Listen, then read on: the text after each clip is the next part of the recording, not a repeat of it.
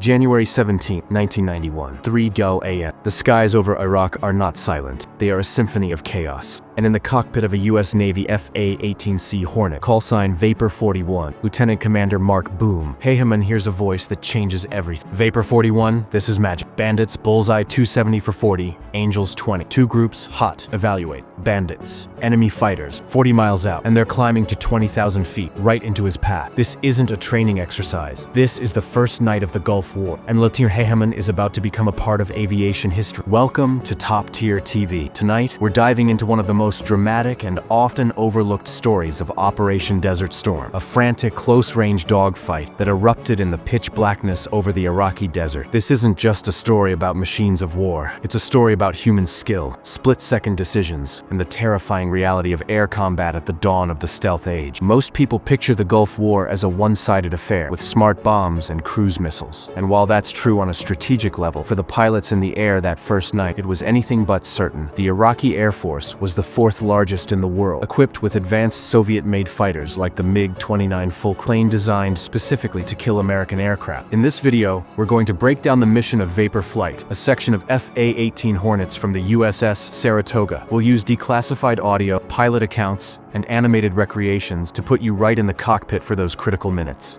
This is the story of the dogfight over the desert. To understand the pressure Lieutenant Hehemann was under, we need to set the scene. Just hours earlier, the coalition had unleashed a devastating opening salvo. Cruise missiles streaked inland, and stealth fighters like the F-117 had already struck key command centers in Baghdad. The element of surprise was gone. The Iraqi military was now on high alert, scrambling its interceptors to defend its airspace. Vapor Flight's mission that night was a strike package. They weren't out looking for a fight. Their primary job was to deliver laser-guided bombs on a key Iraqi command and control facility. Hehemann's wingman was Lieutenant Nick Mongo Mongilio. They were part of a larger package of aircraft, a carefully orchestrated ballet of fighters, jammers, and tankers, all operating in the same crowded, dark, and hostile sky. Think about that for a second. You're flying at over 500 knots, in complete darkness, with dozens of other friendly aircraft around you. Your only situational awareness comes from your radar and the calm, godlike voice of the AWACS controller high above in a Boeing E-3 Sentry. Your radar screen is a mess of glowing symbols, friends, unknowns, and the ever-present threat of ground-based missiles painting you with their radar. It's a high-stakes video game where the reset button doesn't exist, and it's in this environment that the voice of the AWACS, callsign Magic, cuts through the radio chatter. Bandits, bullseye 270 for 40, Angels 20. The moment every fighter pilot trains for. The AWACS had just given Hehemann a precise location relative to a known point on the ground. Two groups of enemy aircraft were heading towards him. But here's the critical problem. The rules of engagement were incredibly strict. Pilots had to visually identify a target as hostile before they could fire. In the dead of night, that's nearly impossible. You can't just shoot at a blip on a radar screen. Hehemann had to get closer. He and Mongilio fenced in, switching their master armament to on, preparing their AIM-7 Sparrow and AIM-9 Sidewinder missiles for a potential engagement. They turned towards the threat, their radars scanning the blackness ahead. Then, a breakthrough. Hehemann's radar intercept officer in the backseat, Lieutenant Commander John Coach Kaysen, gets a faint, fleeting contact on his radar. It's not much, just a hint of something solid in the void. They lock it up. It's heading straight for them. The tension in the cockpit is unimaginable. They are now committed. But as they close the distance, the AWACS comes back on with an even more urgent warning. The MiG-29 Fulcrum. This changes the calculus entirely. This wasn't an older, less capable MiG-21. The Fulcrum was a twin-engine dogfight, incredibly agile, equipped with its own look-down, shoot-down radar and highly advanced Vimpel R-73 Archer missiles, some of the best in the world. In a close-in fight, it was a deadly adversary. The Hornet was a superb multi-role fighter, but going toe-to-toe with a Fulcrum was a pilot's nightmare. The two jets are screaming towards each other at a combined speed of over 1,000 miles per hour. The distance closes in seconds, 20 miles, 10, 5, and then they merge. This is the term pilots use when opposing aircraft pass each other. The fight is now visual, but it's still pitch black. Hehemann and his wingman break formation, turning hard to get behind the MiGs. What follows is a chaotic, high-G ballet in the dark. Pilots rely on their training, their instincts, and their instruments. The G-forces press down on them, making it hard to breathe, hard to even move their heads. They're pulling 6, 7 Gs in these tight turns. Outside the canopy, there's nothing but black. Then, flash, a streak of light. Hehemann spots an aircraft's afterburner plume, a bright, fiery tailpipe in the darkness. It's a MiG-29. He calls it out to his wingman. Mongo, tally 1. Hehemann maneuvers his Hornet into a position of advantage, sliding in behind the unsuspecting Fulcrum. In the back seat, Coach Kaysen gets a tone. The seeker head of their AM-7 Sparrow missile has locked onto the heat signature of the MiG's engines. The tone solidifies into a high-pitched screech in their headsets. A solid lock. This is it. Hehemann takes one last check. Positive identification.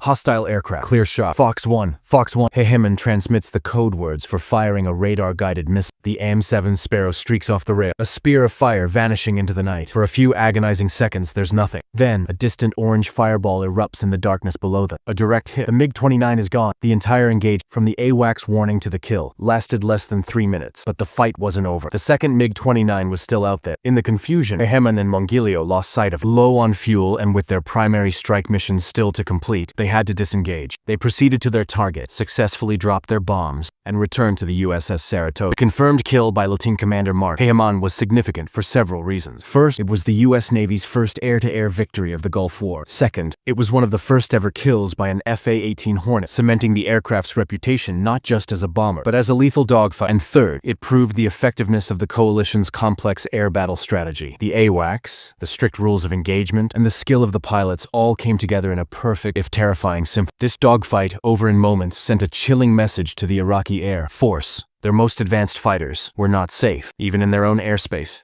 In the days that followed, many Iraqi pilots would choose to flee to Iran rather than face the coalition's aerial dominance. The dogfight over the desert on that first night is a microcosm of the entire air war. Swift, decisive, and technologically overwhelming. The story of Vapor 41 is a testament to the skill and courage of pilots who fought in the Gulf War. It's a piece of history that deserves to be remembered. What do you think? Was Lieutenant Hehemann's victory a matter of superior technology, superior training, or just being in the right place at the right time?